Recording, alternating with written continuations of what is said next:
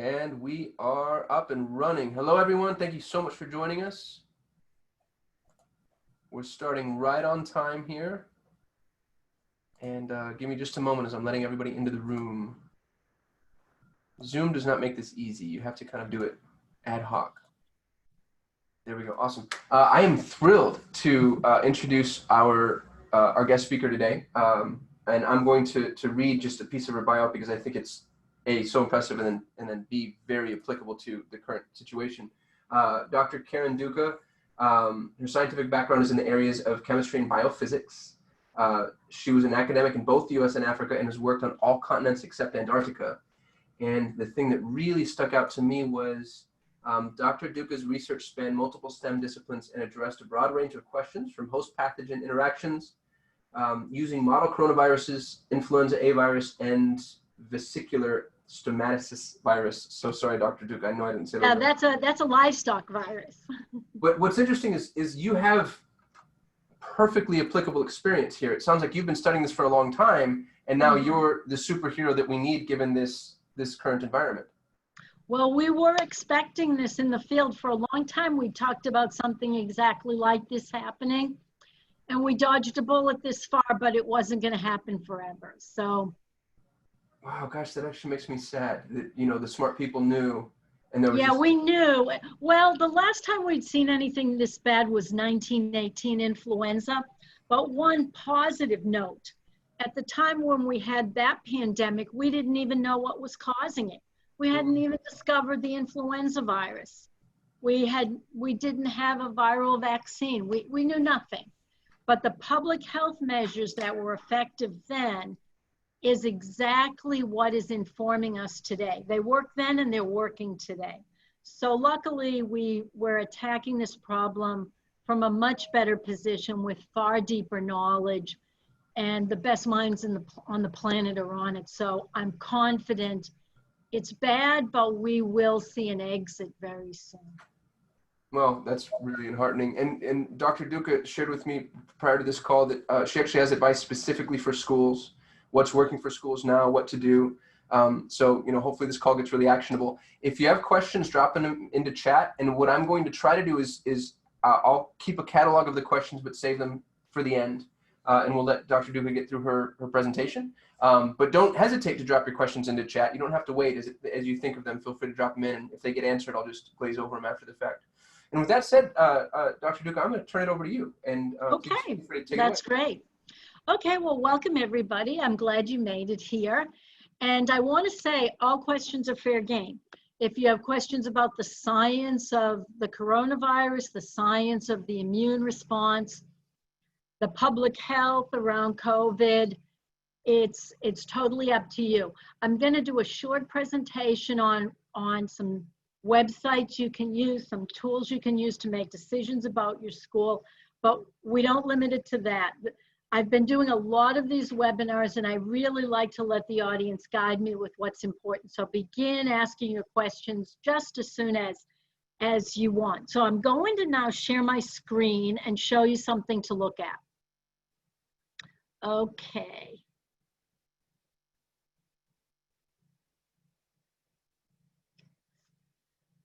Now, let me know, I'm gonna close, I've got a lot of things open here, so let me just close this and get back to where I want to. Okay. Looks like I've had a little bit of, I had this all queued up, but well, that's okay. I can refine the things I need. All right, oh yeah, here they are. Okay, let me get,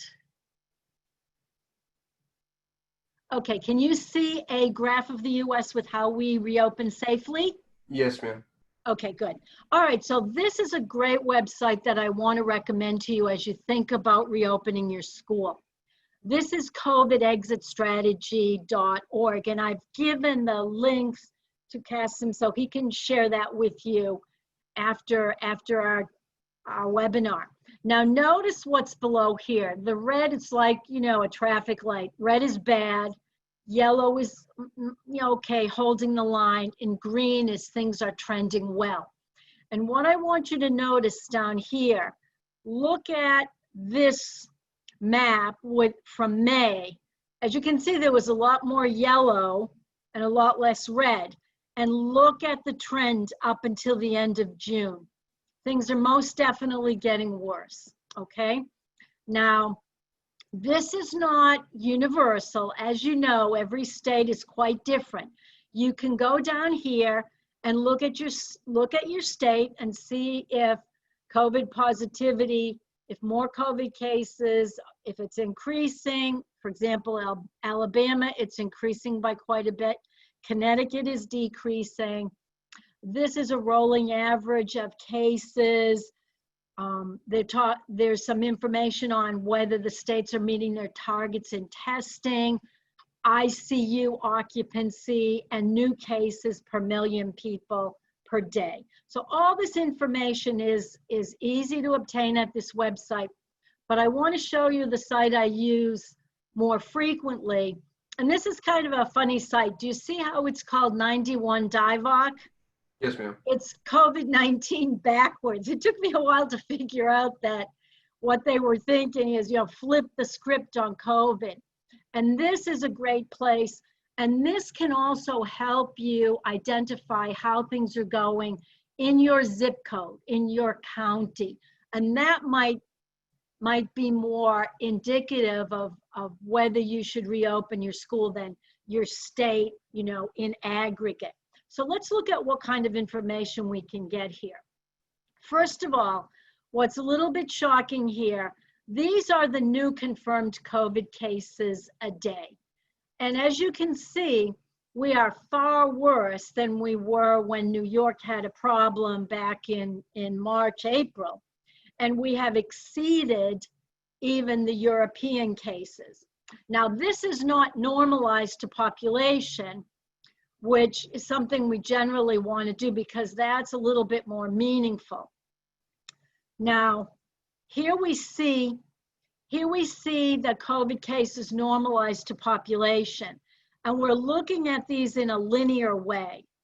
Chile is in very bad shape right now. That's our newest hotspot. Brazil is right here. Brazil and Sweden have been countries to watch because they did not believe in lockdown, and they really didn't do it to the extent that we did. And you see some interesting patterns there. But nonetheless, the US is not trending well overall.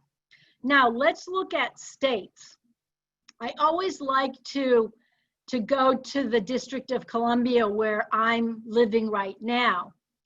And this, we're looking at the log version. So what this means is, notice this y-axis, it's not linear. So between here and here, there are 5 times as many cases, and between here and here, there are twice as many cases. So in a linear modality, it would look like this, just the raw number of cases, okay? Things would start going off the chart. So I like to look at it in that log mode, but let's see who's doing poorly here. Arizona, as we know, Florida, South Carolina, Nevada, Louisiana. These are the states with the worst problems right now. They tend to be south and southwest. Now, what's good about this 91 DIVOC site, we can also go into counties, okay? Let's see now.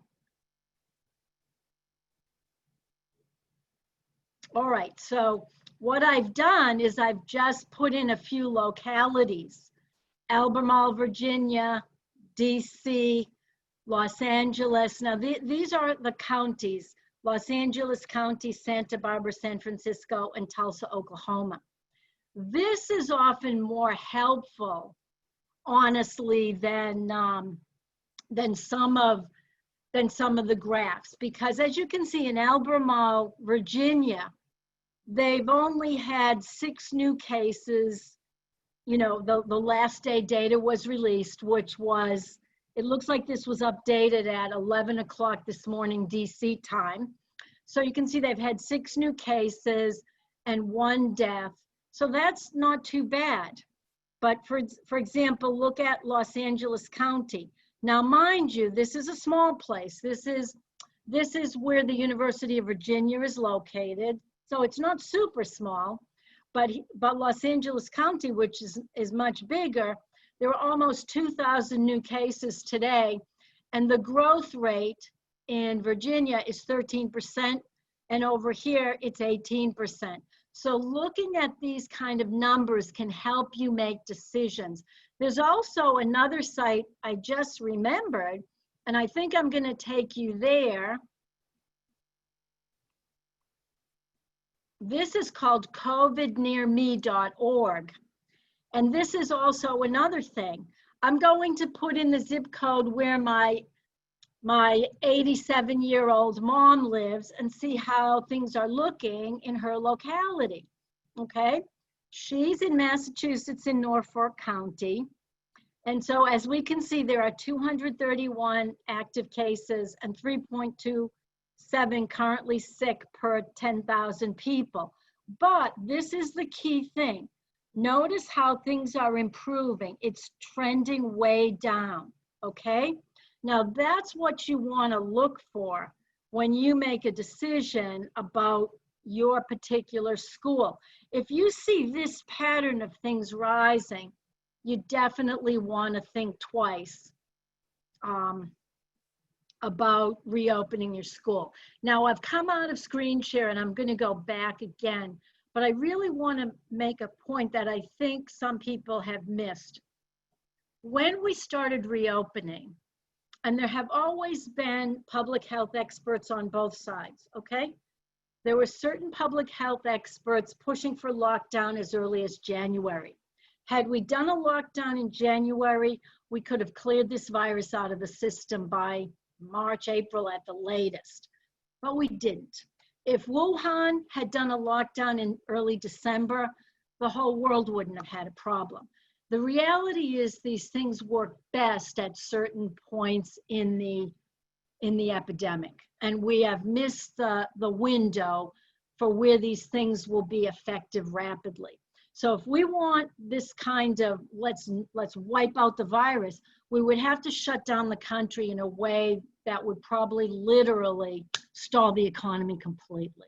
So reopening was a balancing act, okay? Now, there were certain reputable public health experts against lockdown, saying, look, we've got a new kid on the block in terms of a viral pathogen, and we have to develop herd immunity. We've got to deal with it. Lockdown just postpones the inevitable, and it does. But the inevitable in our case, because we were so unprepared, what the lockdown did, you've heard about flattening the curve. It doesn't change the number of cases. It maybe makes the health system better prepared for the onslaught. So we flattened the curve and we bought time to have more protective equipment made, for hospitals to be ready, for us to know where all the ventilators are, start making new ones. So we got ready, we bought time. And now people misunderstand that this reopening is like an all clear signal. Absolutely not. It's a balance between, people need salaries, people need incomes, but they also need to protect their health. So what's driving this new wave, and we've seen bars and restaurants starting to shut down in the heavily affected states, young people started thinking everything's fine, going to parties, going to bars. These are absolute recipes for disaster. Just because there's reopening doesn't mean it's a like all clear safety sign. It's a balance. So if you reopen and you still observe masking, social distancing, no crowds, no congregating, you're minimizing your risk. You're being as safe as possible. But just kind of throwing everything aside and say, oh, my cabin fever, I'm so tired, I've had it, I really need to, get back. And then you just go out and party or go to a bar. That's absolutely the worst case scenario. What we've seen, and I want to emphasize this for schools, the way the virus is transmitting, it's droplets, as we've heard, and aerosols. So the primary way of contracting this virus, it's not casually passing someone outdoors. outdoor transmission is very minimal for a couple of reasons. One is the aerodynamic pattern of how aerosols move. When you are moving, you're creating a wind current. They're going to go around you. They're not going to go on you. Droplets tend to fall, okay? And when you're masked, your mask is catching them. So outdoor transmission, in addition to the dilution effect of just being outside and you know, in a great big space, we find very, very little outdoor, you know, transmission between people. Where's the highest risk transmission? Between family groups and work groups that see each other repeatedly and closely, okay? That's why we've seen it like raging through families that have had gatherings and big families. You've heard of like two parents and all the children getting COVID, very common. That's how it's moving. Somebody gets it and you're inhaling air that has got virus in it. It's not likely, frankly, although we've made a big deal out of this, it's frankly not very likely to get it from a surface contamination. It's not an impossibility. If somebody coughs on a surface and you touch it and, you know, put it in your eyes or nose or something, yeah, that can happen. But we think the most common way is frequent and regular interactions, just breathing, you know, coughing, sneezing, that kind of thing. Now, there's another thing that is starting to look like something we should be more aware of, and that's toilet flushing. We do know that the virus can be shed in feces, okay? Massachusetts has detected a lot of coronavirus in wastewater and such. Now, how much of it is active virus, we don't know. But we do know this is a cousin to SARS. They're different kinds of people, these two cousins, if you will. But SARS transmitted through plumbing and through toilet flushing where there was bad ventilation. When you flush a toilet, that's just like coughing a huge amount of virus into the air. So if you've got restrooms in your school, you got to think about that as well, because someone who doesn't realize they're ill could become a vector to spread it throughout the school. Now, who can transmit this? I know we've heard a lot and there's been confusion about these so-called asymptomatic carriers. Now, let's make a distinction between asymptomatic carriers and people who are currently asymptomatic but are really what we call pre-symptomatic. They're about to get sick, but they just haven't yet. Asymptomatic carriers who are never going to experience COVID clinical illness, but carry the virus and have developed some antibody response, tend to skew young. 50% of them are younger than the age of 14, okay? And the other 50 obviously are older. Pre-symptomatic carriers. We don't believe this category is a strong vector for transmission. We can't say zero, but these aren't the main, these aren't super spreaders. These aren't really bringing it around. Who's bringing it around? Asymptomatic people that are within 48 hours of getting their first symptom. This is an incredibly infectious period. People who are 2 days out from symptoms, they're feeling fine, they don't think they have any problem, but they are the most infectious and the highest risk people. And there's just no way we can identify them. There is still some transmission after you're getting your first symptoms, but viral loads are high in those 2 days. And once you get sick, it's very important that anybody who gets sick immediately withdraws from any kind of school, any kind of workplace. As soon as you're ill, you don't go out and you start exploring. But the reality is we just can't tell who is pre-symptomatic. So these are the kind of things to think about.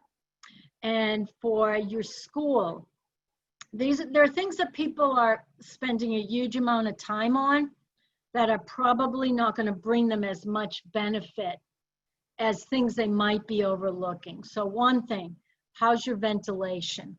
Okay, the better ventilation you can achieve, the safer your school is going to be.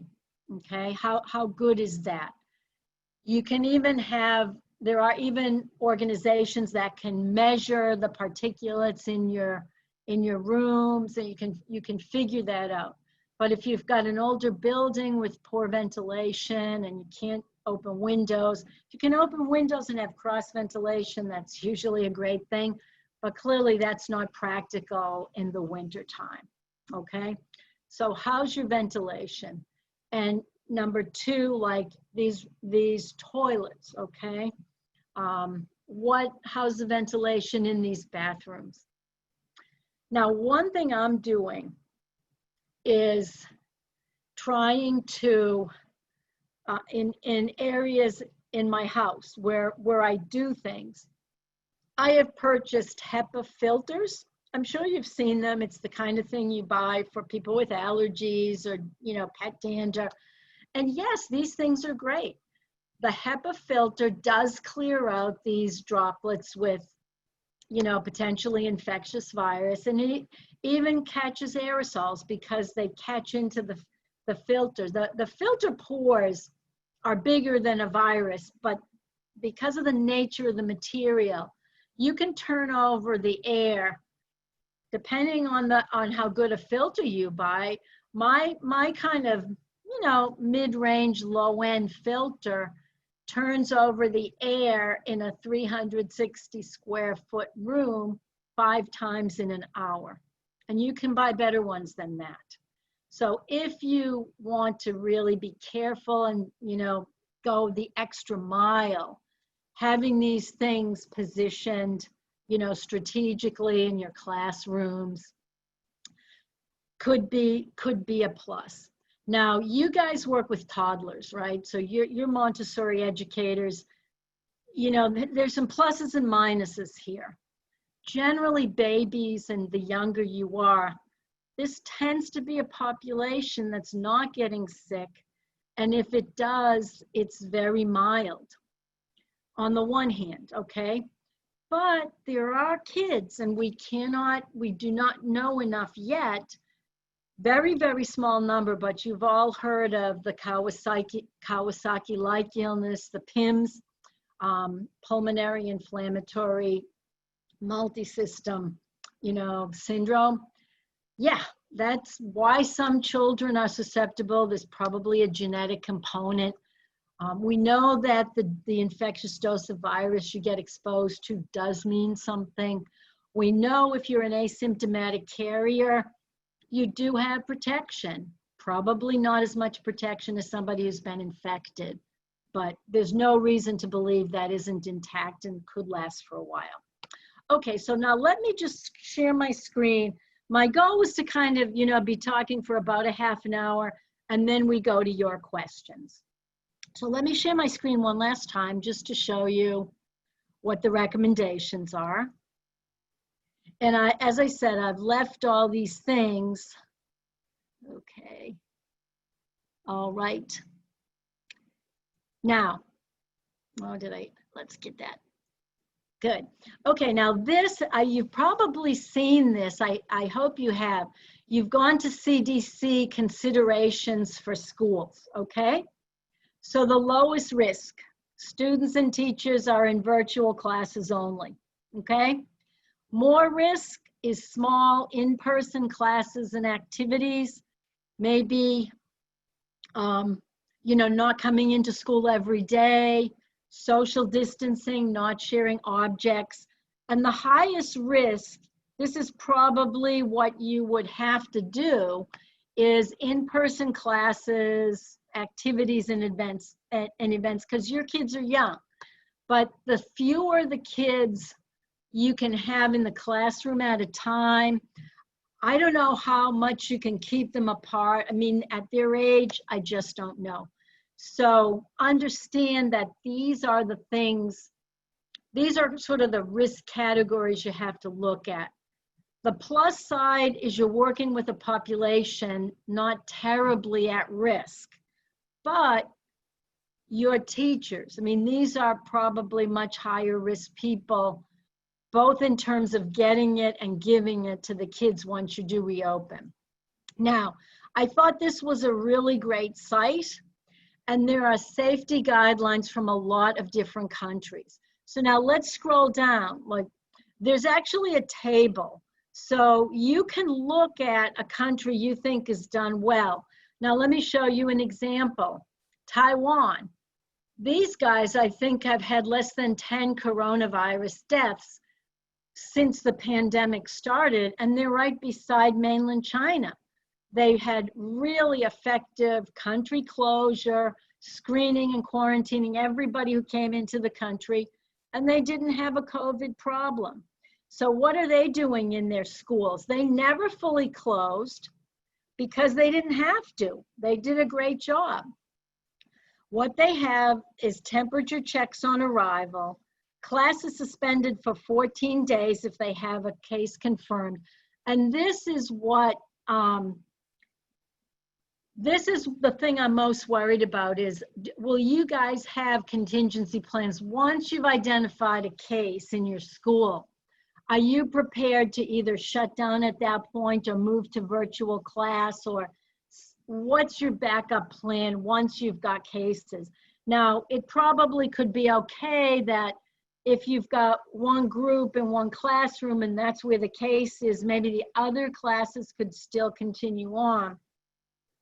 But, you know, like the class is suspended here for 14 days if there's a case in a class, and whole school is suspended for 14 days if there's 2 or more cases, okay? So these guys did not have a maximum class size, but I think that is a good idea, where for grades 1 through 4, it's 15. And I don't know what your normal sizes would be, but the smaller, the better. And if you can create activity centers where the kids work in different places, no problem, okay? You can minimize your risk by keeping them apart. But if they're all gonna congregate and be hugging and, you know, kind of playing and, you know, rolling around with each other, yeah, these are the kind of things that are the most risky. And for your teachers, one thing I suggested to some other teachers, if this will work, you can mask yourself and then wear, you know, these visors that people have been using, face shield.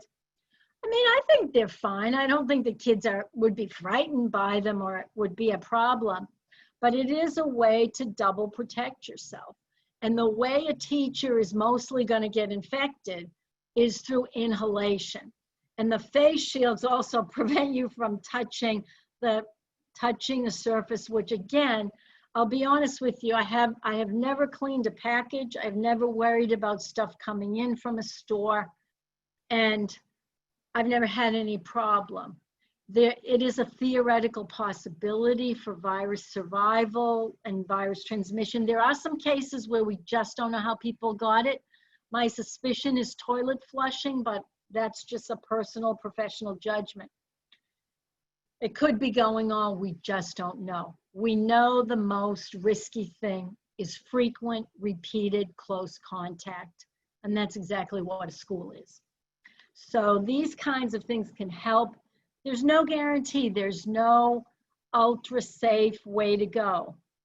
It's all a balancing. You know, you can't promise your parents that no kid will be sick or no teacher. So I think I'm going to stop there, and then I'll take your questions and we'll go wherever you guys Dr. Dugan, I'm so grateful to you. I want to say before we start with the questions, I have a list here, but I think that's the most level-headed assessment I've seen from a medical professional since this started. So thank you. Well, if you're reading journalism, like I go crazy with science journalism because it tries to sensationalize something that A, we don't know enough about yet, and B, when you read what's under it, it doesn't fit the title, and this isn't helping the situation, right? Absolutely. So a question that I have, and this is somewhat self-serving, but it occurs to me that the best way to keep the schools safe is to request and maybe require buy-in from the parents from a process perspective, because you mentioned the more that, you know, families are intermingling and going out and about, would you be willing, and this is something that we would insist on paying you for, would you be willing to shoot a video that our members could then share with their parents, letting them know this is the prerequisite approach that you need to take in order to come to our school? Sure, no problem. And one thing I would also say, you have to enlist the parents, because it's not the youngsters. Like if you've got these stations where, you know, you should have a temperature station, but you got to check that parent who dropped the kid off. And the questions are for the parents. Has anyone this child lives with been exposed to a person diagnosed with COVID? Is anyone ill in this child's house? Does the child have a parent or someone living in the home who's a healthcare provider? If there's a yes to those questions, I mean, you might even seriously have to prevent kids whose parents are healthcare providers. That's very tricky. Often they protect themselves the most, they're the most knowledgeable, but you'll want to be aware, because these are the people, they're also going to be the most honest with you and helpful. What we're seeing now, a lot of the contact screeners are getting lied to and having to use subpoenas to get information. But you really have to know, is your child coming from an environment of any risk? Now, is there a way? I know parents, people might have a tendency to stretch it. And you know, someone who's a little sick, oh, it's not COVID, because they don't want their child sent home.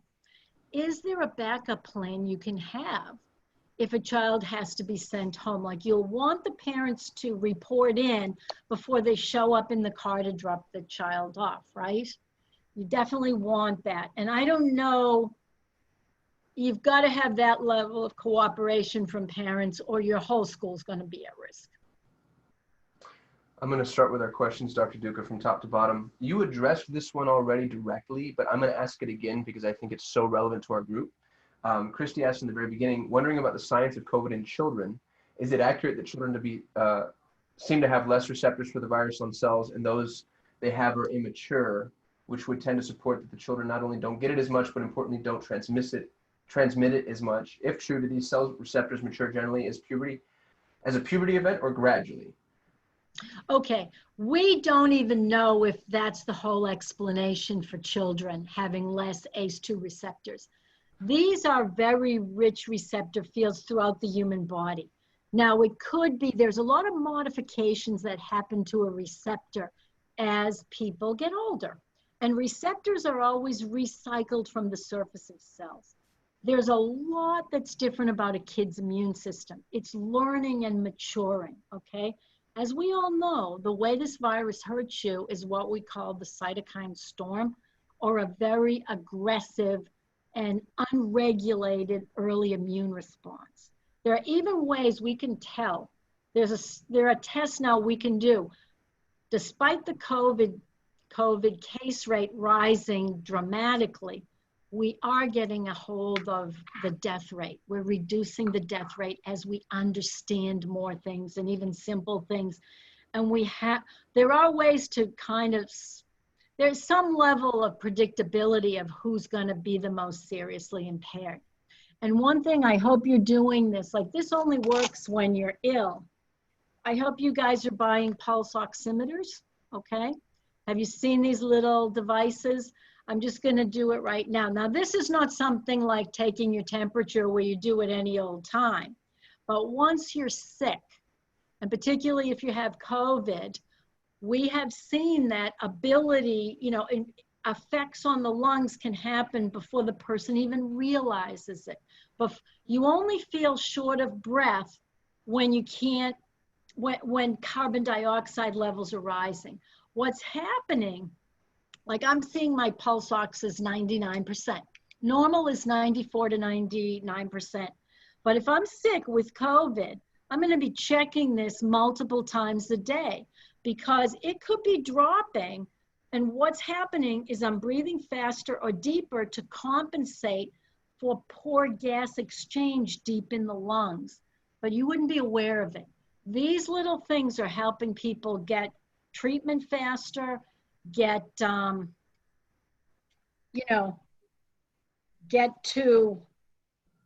get to medical care. I mean, we were seeing something very odd. A ventilator is usually a last-ditch effort where people are unconscious, comatose, can barely talk. Doctors were telling patients, put down your cell phone so I can intubate you and put you on a ventilator. That was unheard of. So now we have seen different, even simple things that can help prevent even getting onto a ventilator, which is bad. But these are good to have in the home now. This should be right beside your thermometer. I dropped a link to Amazon's pulse oximeters too. Okay, good. That's where I got this one. It's not for daily use. And these are not medical grade, they're sports grade, but it's still something to tell your doctor when you're on the phone saying, my pulse ox has dropped to 88%. Is that something for concern? Another question from Claudia. A staff member's had COVID. Her whole family had the virus. When can she return? Okay. Now, I'm a little more, the CDC is even telling people 5 days after your very, very last symptom. I would push it a little further, frankly. I would rather be absolutely sure because we're seeing something. I would go with 14 days because we're noticing that in some people, this has an oscillating course. And for some people, this disease is hanging on for 6 months. Well, I mean, I can't say that because we're not that far up. Definitely 2 months. And it seems to be a little bit like chronic fatigue syndrome. There are people who get COVID and are not bouncing back the way others are. Granted, it's a small number, but big enough that they've got support groups now on Facebook and Twitter and such.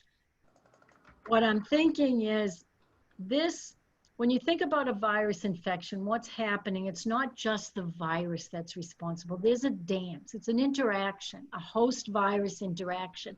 And as a host, how healthy are you? What are your comorbidities? And that is going to determine your exit path, whether you'll exit well, whether you'll exit with this, kind of rippling symptoms. I think you may have heard early on people in South Korea were coming back saying, I've been reinfected. No, they weren't reinfected. It's the oscillating course of the disease. So that virus can hang on for a long time. And most of what you're feeling symptom-wise is not due to virus. It's due to the immune response to the virus. And also there is direct damage done by virally infected, by virus inside cells. That's true. But what you're feeling, weakness and pain, that's often what you feel with high levels of pro-inflammatory cytokines. We have a lot of questions about toilets, and I've tried to compile all them here. So the first one is general. Any tips to limit toilet flushing transmission? But I'll give you maybe the full scope of what's been asked. Okay. Simply closing the lid enough? Should we limit the number of flushes, or maybe not have the children flush and then adult flush later? Any tips on working with toddlers with toilet training? And then any tips on 3-stall bathrooms with multiple toilets? Okay. The bottom line is there's nothing safe. There's nothing definitively safe about restrooms, okay, or bathrooms. Now, there are like better safety things you can do. First of all, how's the ventilation in there? And if it's bad, can you buy one of these HEPA filtering things? It's definitely better. It's kind of like the mask effect. Lower the lid, do your flushing, and then let it rest. I mean, it'll still get out the sides. And then a teacher maybe every so often can come in and do a disinfection on the underside of the lid that faces the bowl. I mean, there's no guaranteed safe thing with toilets. I would just, as best as possible, and this might not be possible with toddlers and young kids, let's not have a lot of kids. If it's a 3-stall bathroom, 1 kid at a time. Try to stagger, Try not to have people all converging. I know how kids can be like that. One kid wants to go to the bathroom, another will follow. Do your best to control it in a systematic way. so that you're reducing the traffic, you know, at least give the aerosols time to sink onto the floor where they're going to be less dangerous. But I would look at the ventilation situation there and maybe consider one of these HEPA filtering devices. Mine only cost $70, and I bought a couple of them. I might even buy a third one for a different room in my house, because I do have some people staying with me, and you know, he goes out, you know, he's a DC intern. He's at the Senate office building daily, interacting with constituents. Now they're safe, they're masking, they're only working every other day, but all it's going to take is one infection, and that's that. I'd rather pay $70 per room for that added security. That's helpful. Thank you. Christy's asking for clarification. Truly asymptomatic, not as likely to spread, but pre-symptomatic is more likely. Those are the spreaders. Okay. Now, again, there's a little bit, the science is still working on this.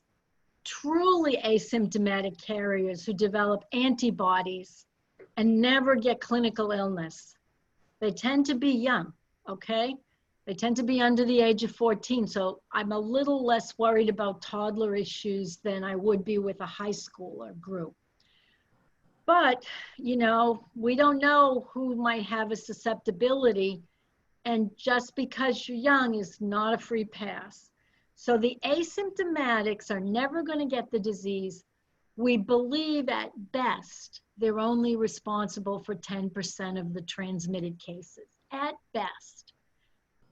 Are we right about the 10%? It could be higher, it could be lower. Number two, pre-symptomatic, asymptomatic people who are going to become sick, we call them pre-symptomatic.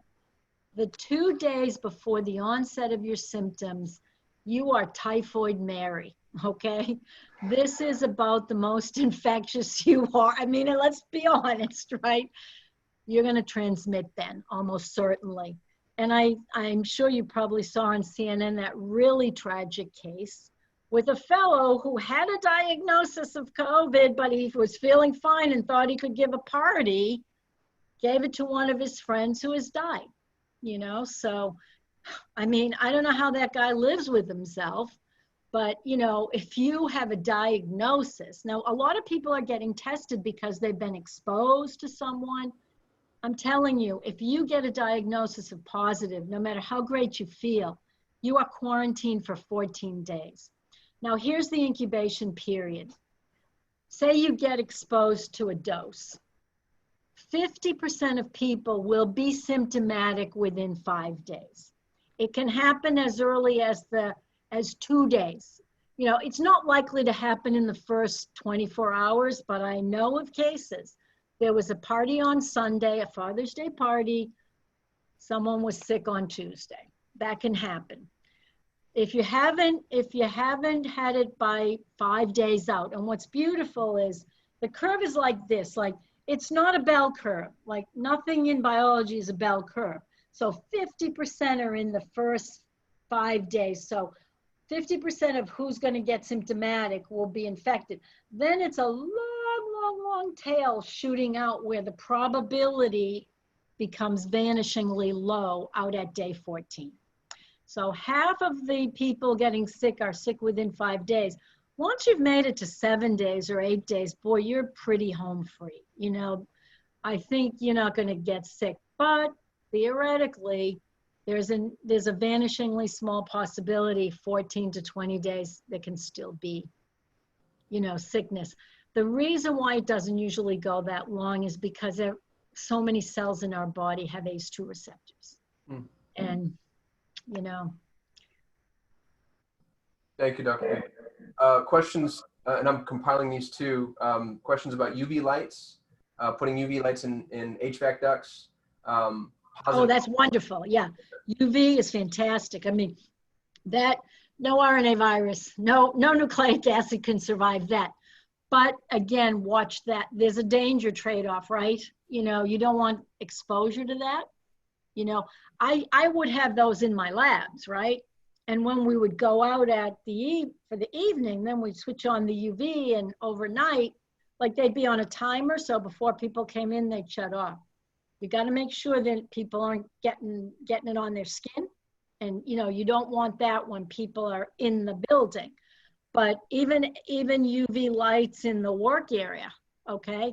You know, UV lights on the ceiling, you know, those are fantastic. But again, you know, UV is going to age anything exposed to it, right? You know, we always had UV in our biosafety hoods, but, you know, that would mean our things had to be replaced more often. And it's a function of distance too. The further things get away, like if they're way high up, even though the UV light is touching the ground, it's not as effective as if the lights were, you know, closer to the ground. It falls off pretty quickly as the light is more distant from the source of the thing it's trying to deactivate. But be aware, everything deactivates coronavirus. It's, as you've heard, it's a lipid-coated virus, which means even pure water will deactivate it because it has to be in a special buffered solution to survive. So does that mean we need to forego the bleach and just wash with water, or would you use bleach as well? I would use the bleach because it's faster on the deactivation. Like all these things make it faster. And the alcohol, you need to let the alcohol evaporate because what it's also doing, it's evaporating.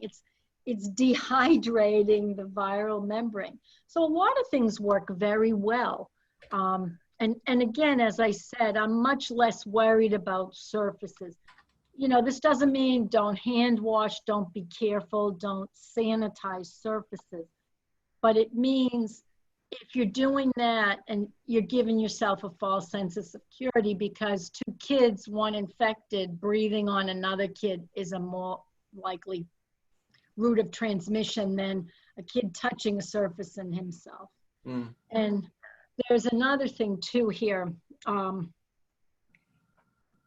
When they're like I think you might have heard the 3 C's that you remember. Don't stand close. Don't be in a crowd, and don't congregate. So. What about UV wands, Dr. Duca? Would you recommend those? I've not used those myself. And the reality is just going like this over it, that's not enough time. Like I haven't seen the data myself. It's out there, we know what it is.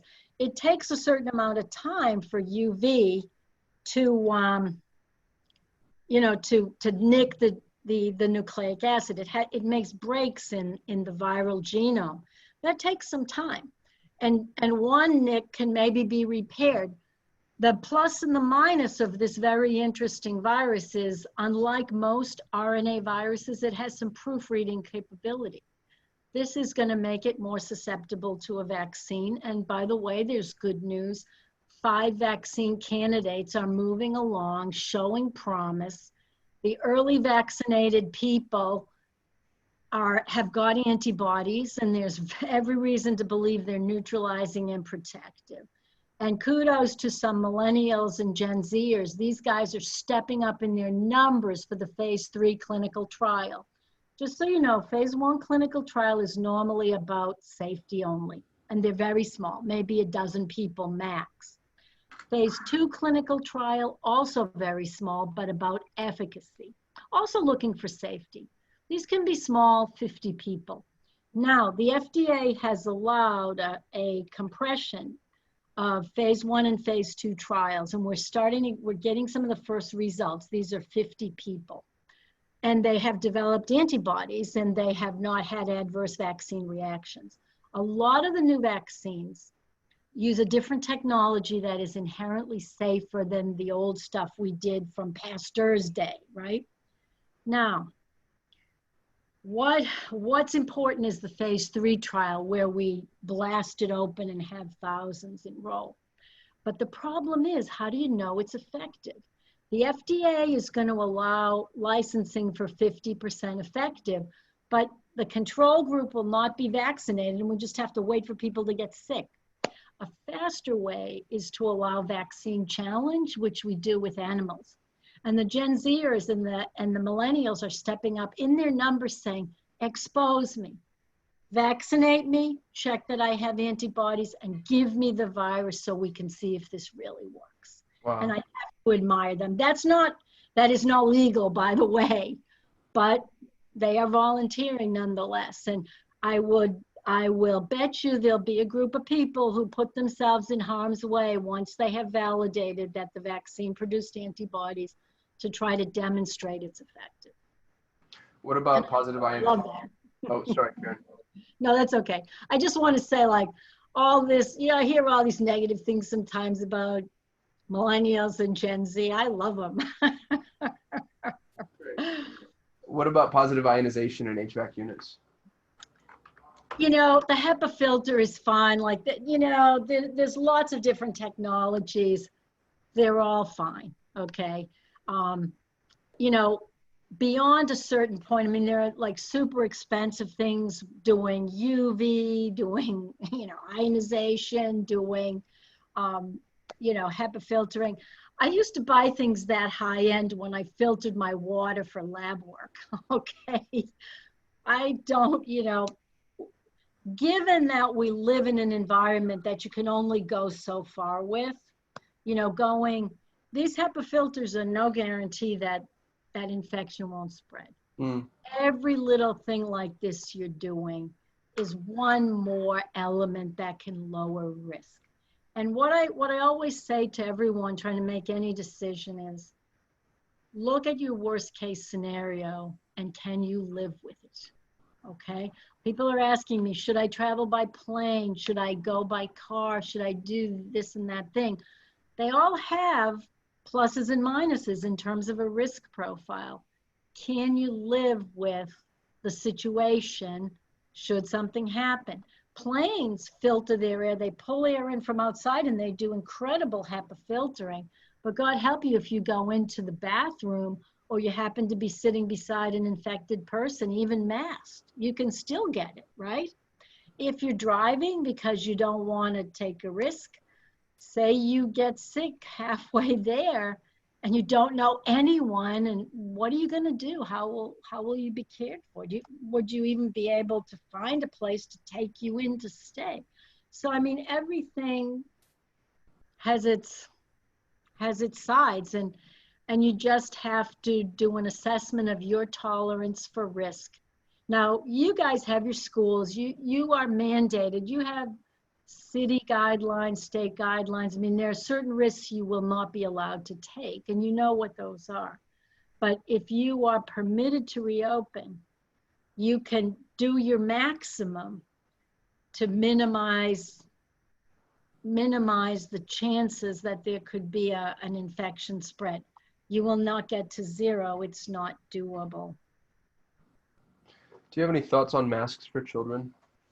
Yeah, I say great if you can get the kids to do it.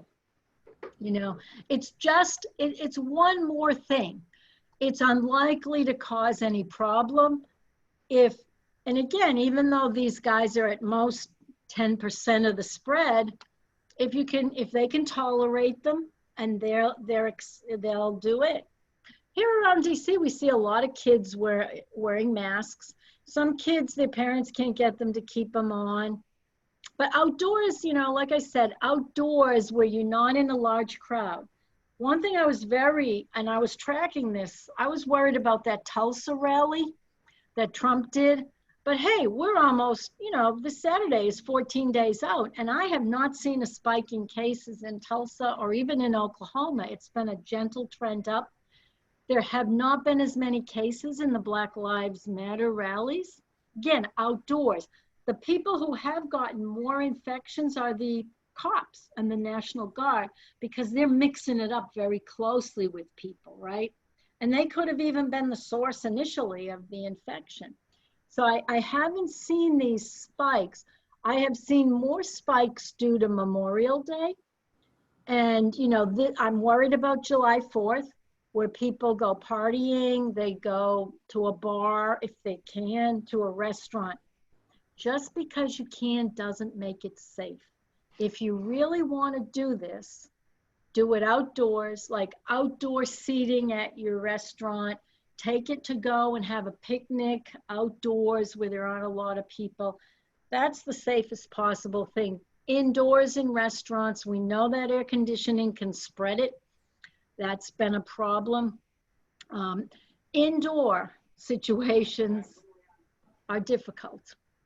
That's helpful. And we're almost out of time here, and I'm not through all of our questions. My note to our members is Dr. Duca has multiple webinars that she conducts on a regular basis. And if you don't mind segueing that direction, can you tell us if somebody's interested in working with you, how to do that?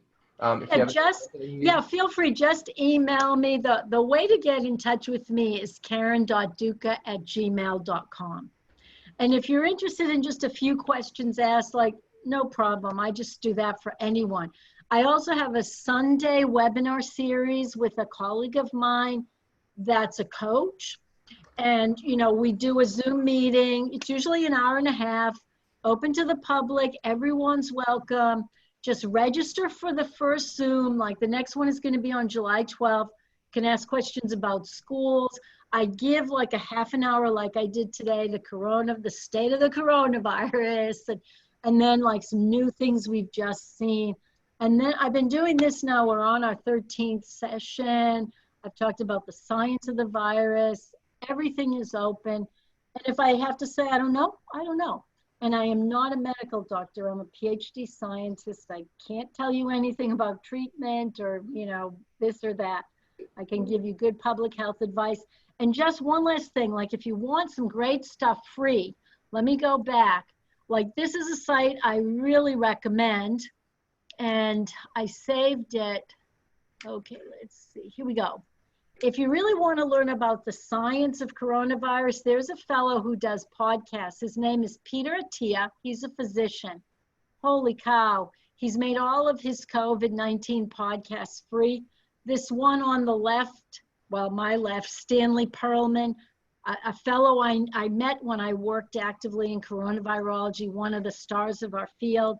David Watkins, if you want to learn about immunology and vaccines. I mean, this is a little bit, it's for the public, but it's not watered down science. It's real science. And one wonderful thing, I've always been a student of the 1918 influenza. This book, John Barry wrote the definitive history of that pandemic. And he does a wonderful podcast, and he talks about how a lot of what we're doing now in terms of public health measures, they came from what we learned there. And the things that worked then are working now. I don't think it's dramatic at all, Doctor, for us to say that you were clearly saving lives. And I'm so grateful that people like you exist. Thank you. Oh, happy to do it. And because I've seen crazy journalism and, people not really focusing on the right things, I'm doing this basically for free. If someone has another group they want to hear something about COVID on, just reach out to me. I'm very free.